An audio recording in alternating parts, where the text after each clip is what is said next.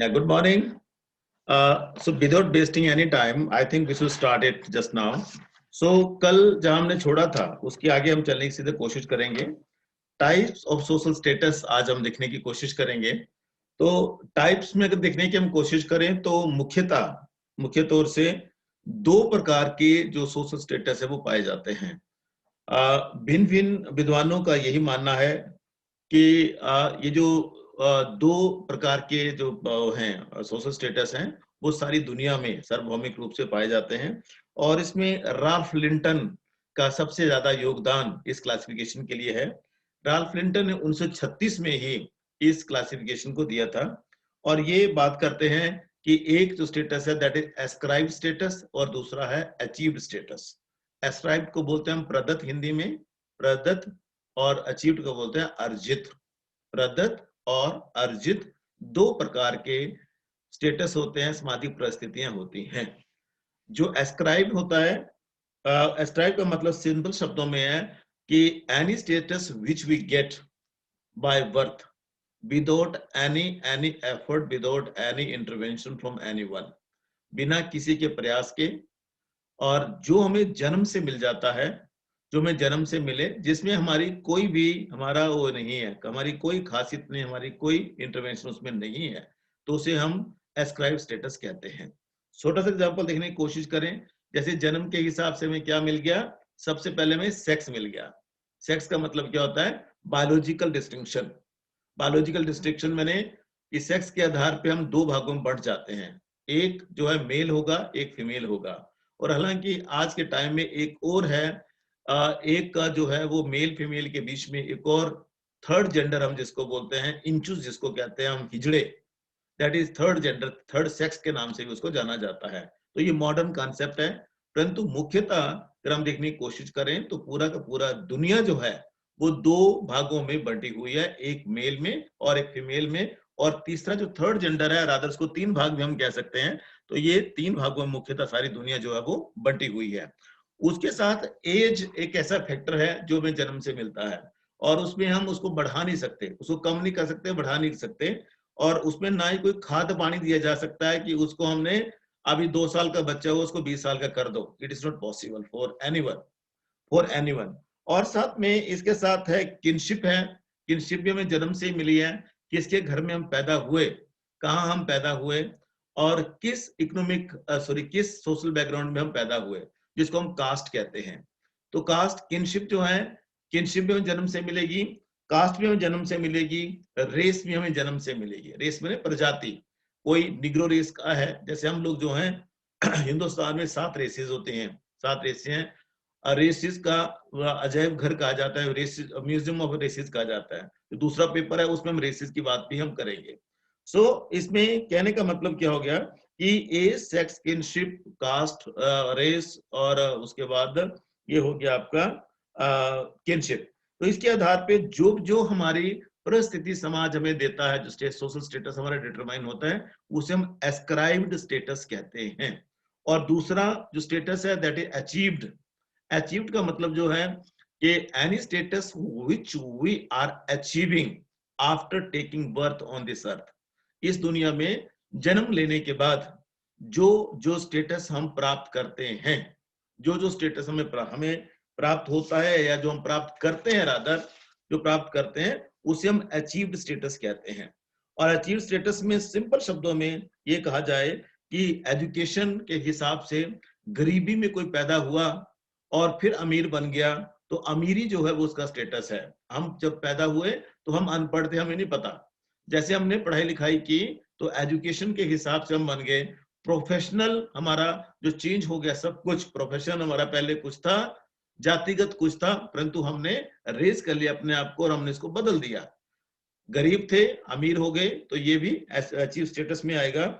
और जो कुछ भी हम अचीव कर सकते हैं समाज द्वारा मान्यता प्राप्त तरीके से, यह बहुत बहुत इंपॉर्टेंट मुद्दा ये रहेगा कि समाज द्वारा मान्यता प्राप्त तरीके से जो जो हम अचीव कर सकते हैं, आई एम रिपीटिंग, समाज द्वारा मान्यता प्राप्त तरीके से जो हमने अचीव किया है वो जो है अचीव स्टेटस कहलाया जाएगा. मान लीजिए कि किसी ने गैर कानूनी तरीके से बहुत सारा पैसा कमा लिया, बहुत सारी प्रॉपर्टी इकट्ठी कर ली, तो उसे मान्यता नहीं मिलती है, उसे मान्यता नहीं मिलेगी।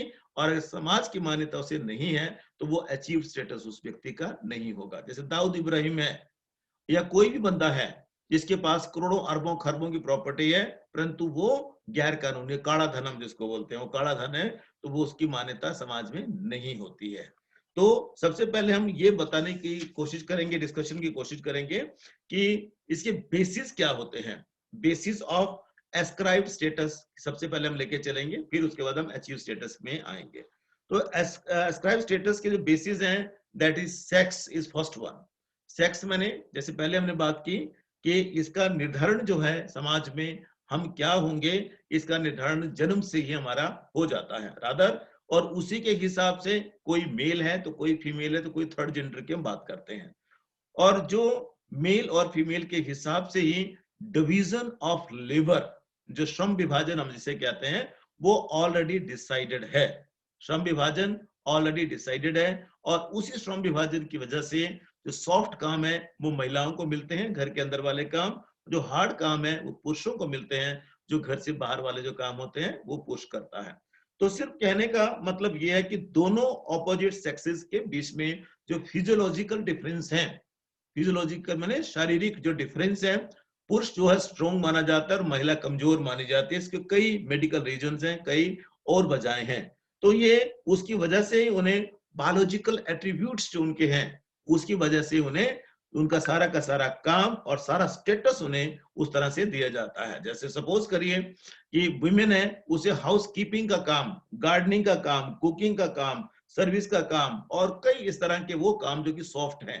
Whereas मैन को क्या मिलेगा, सबसे टफ काम मिलेगा। परंतु आज के समय में ये टफ और जो वो है इजी वर्क है, वो कंसेप्ट चला गया। आज मेल एंड फीमेल दोनों साथ साथ में एक जैसा काम करते हैं और दोनों को समान वेतन मिलता है। एक जैसा काम आई मीन कि दोनों नौकरी करते हैं, दोनों पढ़ाई करते हैं, और हस्बैंड भी कुक करता है, वाइफ भी कुक करती है, लड़का भी कुक करता है, लड़की भी कुक करती है। तो सारे के सारे काम आज के टाइम में इकट्ठे होकर होते हैं। परंतु फिर भी सेक्स आज भी एस्क्राइब स्टेटस एस्क्राइब स्टेटस का सबसे बड़ा जो है वो डिटरमिनेंट है। नंबर 2 एज रहेगा।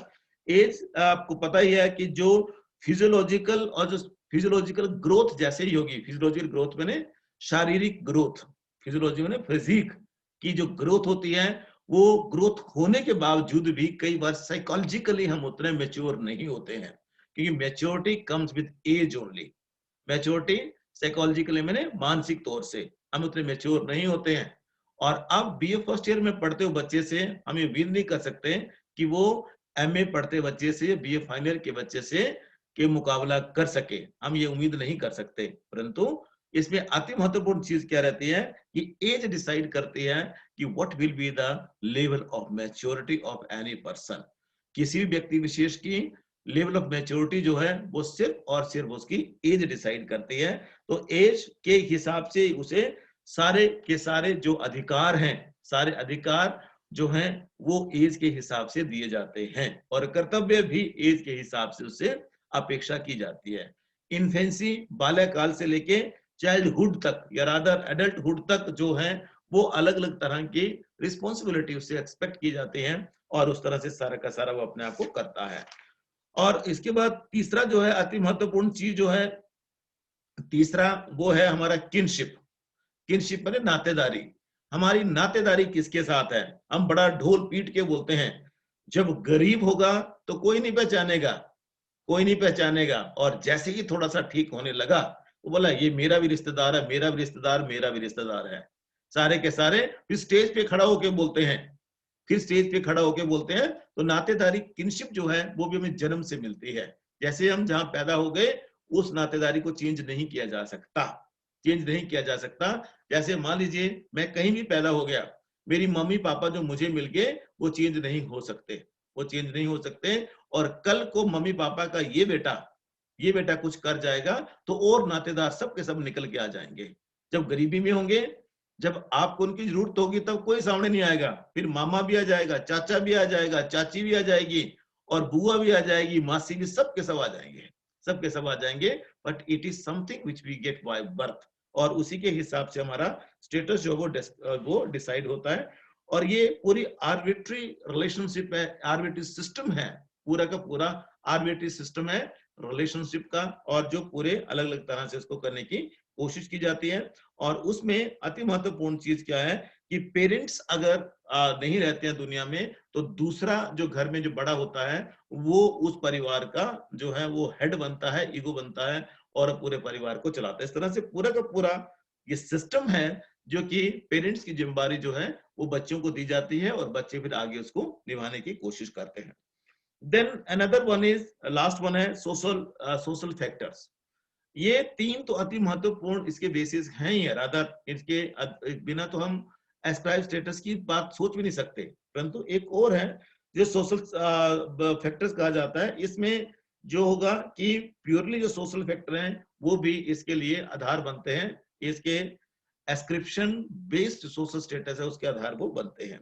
कैसे बोला कि फेटर्निटी और मैटरनिटी दोनों तरफ से, फेटर्निटी मैंने पापा की साइड से, और मैटरनिटी की पापा की साइड से, सॉरी पेरेंटहुड जो होती है, फेटर्निटी नहीं फेटर्निटी एक शब्द ऐसा रहेगा, भाई जिसको होता है भाई भातृवाद, भातृवाद मैंने भाईचारा, अपना भाईचारा, वो सबसे इंपॉर्टेंट रोल प्ले करता है। भाईचारा कैसे रोल प्ले करेगा कि मेरा पापा की साइड से मेरा किसके साथ कितनी किसकी बनती है, अब किसकी कितनी बनती है, वहां चाचू भी हैं, ताऊ भी हैं, और साथ में उनके बच्चे भी हैं, और फिर उनके बच्चे भी हैं, उनके साथ मेरी कितनी बनती है, मेरा उनकी नजर में मेरा स्टेटस क्या है। मामा की साइड से मामा का, मासी का, मामा और मासी के बच्चे, और मामा मासी के आगे फिर जो पूरा उनका जो किनशिप का पूरा सिस्टम है, उसमें हमारा क्या रोल रहता है, रादर हमारी कोई क्या चीजें, वो सारी की सारी हमें इस तरह से सोशली वो डिसाइड करते हैं, और हमारा किसी के साथ क्या भाईचारा है, और उसकी इंडोर्समेंट जो है वो पापा की साइड से भी और मम्मा की साइड से, दोनों साइड से ऐसी ऐसी इंडोर्समेंट उनकी होती है। जब इंडोर्समेंट होगी, only then we are knowing and recognising that we are being recognised somewhere. तो ये भी जन्म से में मिलता है। हेरिडिटरी जो क्लासेस हैं, कास्ट हैं, रेसेस हैं, किनशिप है, सारी की सारी ये जन्म से मिलती है, और इसी के आधार पे हमारा जो एस्क्रिप्शन स्टेटस है वो डिटरमाइन होता है। नंबर 2 जो है वो that is achieved status. Achieved मैंने अर्जित किया जाता है इसे जन्म लेने के बाद, इसको हम और ज्यादा इसको प्रोपोगेट करने की कोशिश करते हैं, और समाज में जितनी भी हमारी क्षमताएं उन सब का विकास जो है वो जन्म के बाद ही शिक्षा द्वारा, ट्रेनिंग द्वारा, स्किल अपग्रेडेशन द्वारा जो है वो हम कहां से कहां पहुंच सकते हैं। एक नॉर्मल से नॉर्मल बच्चा भी एक सिविल सर्वेंट बन सकता है, हमारी तरह एक शिक्षक बन सकता है, और आदर शिक्षक जो है वो सबसे बड़ा होता है। ये शिक्षक ही है जो सिविल सर्वेंट भी बनाता है, और शिक्षक ही है जो सारे के सारे, चाहे डॉक्टर है, engineer, anyone whosoever is there on this earth, he or she is a creation of any teacher at a point of time. Otherwise he or she couldn't have the position whatsoever, the status, or rather whatsoever he or she is enjoying, it cannot, एक कभी नहीं हो सकता। तो शिक्षक जो है उससे बड़ा आज के संदर्भ में कोई नहीं, परंतु हिंदुस्तान जैसे देश की विडंबना ये है कि यहाँ शिक्षक को उतना मान नहीं मिलता जितना कि बाहर के देशों में मिलता है। बाहर के देशों में शिक्षक के सामने जो कुर्सी लगती है, जज बैठेगा, जज के सामने शिक्षक को पेश होना है, तो शिक्षक के लिए जज के बराबर कुर्सी लगती है पहले, तब जाके जज बैठता है, नहीं तो जज भी खड़ा रहता है। जज बोलता है कि ये जिस टीचर ने मुझे पढ़ा के जज बनाया है उसके सामने मैं कैसे बैठ सकता हूँ, और मेरे सामने वो खड़ा कैसे हो सकता है। तो this is the privilege, some privileges developed society are having for teachers. परंतु यहाँ हमारे यहाँ कुछ अलग तरह का सिस्टम है, और वहां कुछ अलग तरह का सिस्टम है। सो टीचर की अगर खास करके हम बात करें तो वो हो सकता है सिविल सर्वेंट, हो सकता है कॉलेज से ग्रेजुएट, हो सकता है हस्बैंड, फादर, पुलिसमैन, कलेक्टर, कुछ भी, anything whatsoever we are thinking that is achieved after taking birth. ठीक है, तो इसके आधार क्या रहेंगे, उन आधारों को थोड़ा सा देखने की कोशिश करते हैं। सबसे पहले अचीवमेंट, अचीवमेंट में उपलब्धियां। अचीवमेंट, सचिन की बात कर लेते हैं सीधा सिंपल शब्दों में। सचिन की जो उपलब्धियां हैं उसके आधार पे सचिन जो है सबसे ऊपर है। एक पार्टी बोलती है तू हमारा एमपी बन के पार्लियामेंट में बैठ, दूसरी बोलती है हमारा एमपी बन के तू बैठ। और अभी मैं बड़ा अच्छा लगा मुझे कि एक बैरागढ़ की बेटी है और जो धाविका भी रही है, उसको प्रधान के लिए उसके गांव वाले उसको खड़ा कर रहे हैं। बट ये इतना छोटे बच्चे को अगर आप उसको उठा रहे हैं कि इसकी इतनी उपलब्धियां हैं, उन उपलब्धियों को ध्यान में रखते उसको प्रधान बना दिया जाएगा, उनका पता नहीं क्या हो जाएगा। वो भैया वो उस फील्ड में बच्ची अच्छी है, हो सकता है कि इस फील्ड में बच्ची अच्छी ना हो, तो प्रधान के लिए तो ऐसा मेच्योर बंदा चाहिए जिसमें कुछ मेच्योरिटी, कुछ एज भी हो। परंतु हम क्या करते हैं, इस अचीवमेंट के आधार पे हम क्या कर देते हैं, उनको अचीव स्टेटस की कैटेगरी में ले आते हैं और उसमें सारा का सारा जो से अलग तरह से उसे ट्रीट करने की कोशिश करते हैं, और ये अचीव स्टेटस का एक बड़ा अति महत्वपूर्ण हिस्सा है। Second one is cultural capital. Bourdieu करके एक मॉडर्न सोशियोलॉजिस्ट हुए हैं, उन्होंने ये कहा है कि कल्चर जो है किसके पास कितना और किस तरह से उसको यूज करते हैं, वो कल्चरल कैपिटल के रूप में पेरेंट्स ने अपने बच्चों को क्या सिखाया, रादर कौन सी संस्कृति उनमें संचरित कर दी, ट्रांसमिट कर दी, वो बहुत मैटर करती है। और वही जो चीज है वो उस बच्चे को कल को बहुत बड़ा बनाती है, उसका स्टेटस जो है बहुत बड़ा अगर कहीं बनता है, उसको बनाने के लिए माँ और बाप का सबसे ज्यादा योगदान होता है। आपने कहानी सुनी होगी शिवाजी महाराज की। शिवाजी की माँ जो थी जीजाबाई, उनकी वजह से ही, उनकी वजह से ही वो क्या बने थे, शिवाजी जो थे इतने महान बने और इतने महान हिंदू प्रचारक के रूप में उन्हें जाना जाता है। तो कहने का अर्थ मात्र यही है कि ये जो कल्चरल कैपिटल है, इसकी वजह से क्या होता है, इसकी वजह से हमारा अचीव स्टेटस जो है वो डिटरमाइन होता है। और किसी भी स्थान विशेष की संस्कृति से हमें कभी भी शर्मिंदा नहीं होना चाहिए, शर्मिंदा नहीं होना चाहिए। जो मेरी संस्कृति है उस संस्कृति का मैं वाहक बनूं, उसका मैं करियर बनूं, उस संस्कृति को मैं आगे लेके जाऊं, ऐसा गर्व हमें होना चाहिए, ऐसा अभिमान हमें होना चाहिए, ना कि उससे हम शर्मिंदा हों, ना कि उससे हम शर्मिंदा हों। तो इसके बेस पे ही जो है हमें स्किल मिलती है, और स्किल के साथ साथ बहुत सारी चीजें हैं जिसकी वजह से उस ग्रुप में कम से कम ऊपर उठते हैं हम, और उस संस्कृति को लेकर हम आगे जाने की कोशिश करते हैं। सो नंबर 3 है, दैट इज ऑक्यूपेशन। ऑक्यूपेशन का सिंपल शब्दों में अर्थ क्या है, occupation process of earning of living.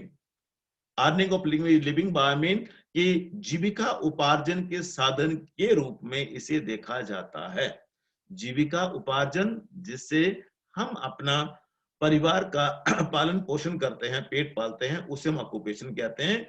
And in lieu of our services if we are getting any amount of money और सर्विसेज और anything else, in lieu of our services, तो हम उसे क्या कहेंगे, तो उसे हम कहते हैं कि मैं वो काम करता हूं। और इस तरह से जितना हायर ऑक्यूपेशन होता है उतना उसका ऊंचा स्टेटस जो है समाज में रहता है। जैसे हायर स्टेटस के हिसाब से देखिए, मैंने पहले आपसे बात की, शिक्षक जो है वो टेक्निकली देखा जाए तो बहुत ज्यादा अच्छा काम करता है और अपने जैसा एक और शिक्षक पैदा करता है। और ये प्रिविलेज जो है बेटा जी, सिर्फ और सिर्फ शिक्षा देने वाले को ही प्राप्त है।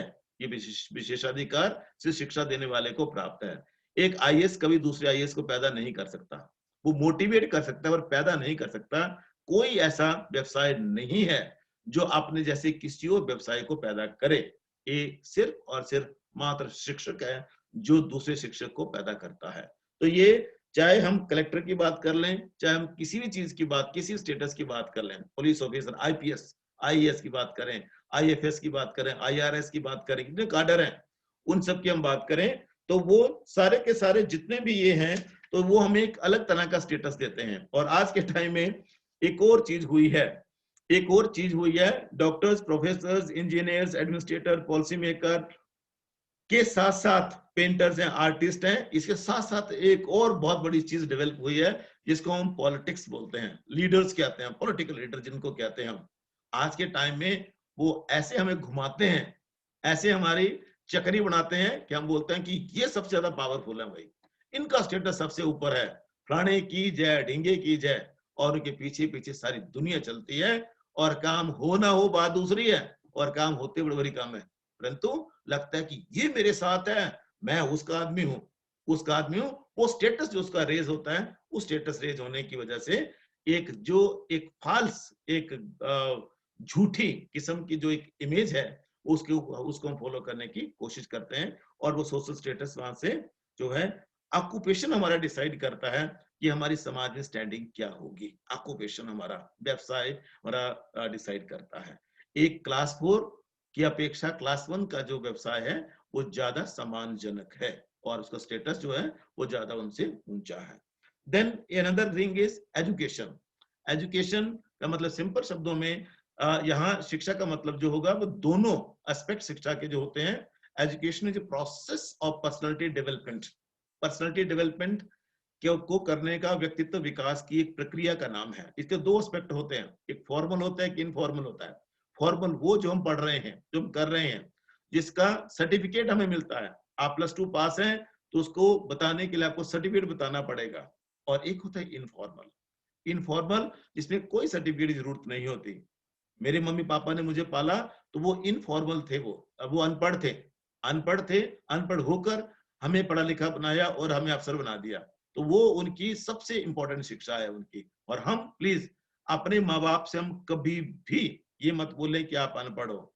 उनसे ज्यादा पढ़ा लिखा कोई नहीं हो सकता। क्यों? क्योंकि अनपढ़ होने के बावजूद भी, अनपढ़ होने के बावजूद वो आपको पढ़ा लिखा रहे हैं, आपके सारे खर्चे पूरा कर रहे हैं, और आप पढ़े लिखे होकर भी अगर ये शब्द उनको बोलते हैं तो आपके जैसा दुर्भाग्यशाली दुनिया में कोई नहीं हो सकता। एजुकेशन जो है वो उस दूसरों के मुकाबले, जो अनपढ़ लोग हैं उनके मुकाबले पढ़े लिखों को ज्यादा स्टेटस रहता है।